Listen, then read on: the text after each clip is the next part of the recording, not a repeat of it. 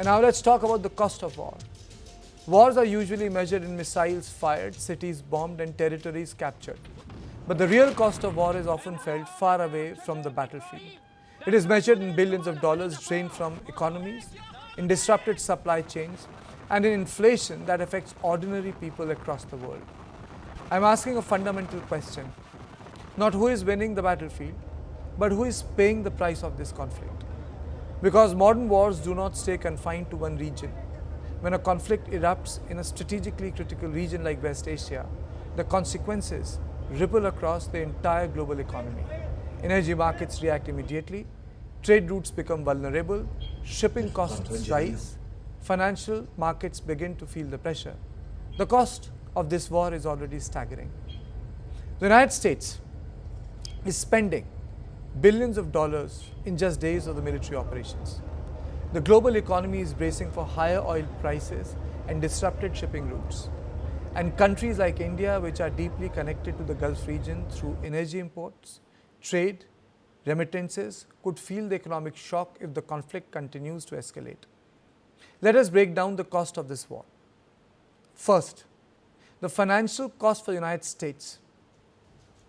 The economic cost for the world will come later. And finally, the direct implication for India.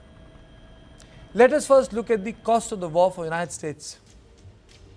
Pentagon officials have briefed American lawmakers that the cost of the conflict crossed more than $11.3 billion in just the first 6 days of fighting. According to estimates from the Center for Strategic and International Studies, the first 100 hours of the war alone cost roughly $3.7 billion. Some media estimates place the spending even higher, suggesting that nearly $6 billion may have been spent just in the first 2 days of combat operations. And this is only the early phase of the war. Congressional aides in Washington say that White House may soon request additional emergency funding that could reach $50 billion to sustain the military campaign. Modern warfare today involves expensive air operations, naval deployments, missile strikes, logistics, and global military readiness. Every additional day of conflict adds billions to the cost, but the economic shock of the war does not stop with the United States of America. It spreads across the global economy. The world economy is already feeling the tremor of the conflict. West Asia sits at the heart of the global LNG flows. Nearly 20% of the world's oil supply passes through the Strait of Hormuz, making it one of the most critical energy choke points in the world. Even the threat of disruption in this corridor has triggered volatility in global oil markets. Shipping and trade are also being disrupted. Tensions across the Red Sea and the Gulf have forced many cargo vessels to reroute via the Cape of Good Hope, dramatically increasing travel time and fuel costs.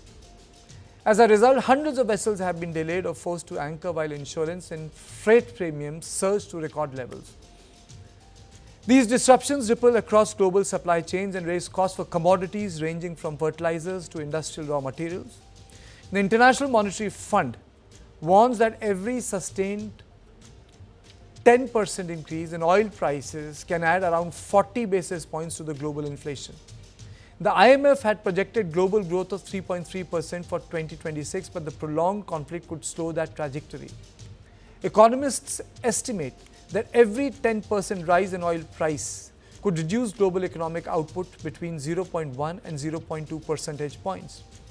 The World Economic Forum describes the conflict as a structural shock that could impact food systems, industrial supply chains, tourism, and global investment. But for India, the consequences could be more direct. India has deep economic and financial link with the Gulf region, and that means instability in West Asia directly affecting our economy. First, remittances. India received nearly $138 billion in personal remittances in the financial year 2025, a rise of about 15% from $119 billion in the previous year. A significant portion of this comes from the Gulf region. Around 38% of India's total remittances originate from GCC countries, where millions of Indians work. If economic conditions slow down in Gulf due to conflict or oil price shock, these remittances could come under pressure. Second, energy security.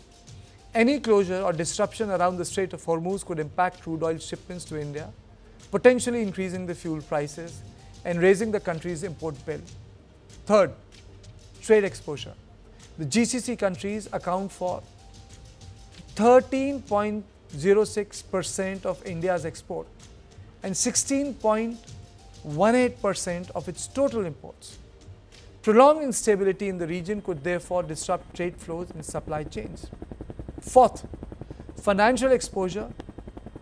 Indian banks and private sector companies have significant investments and business exposure across West Asia. And finally, the macroeconomic impact. Higher oil prices could widen India's current account deficit, increase inflation, and put pressure on economic growth.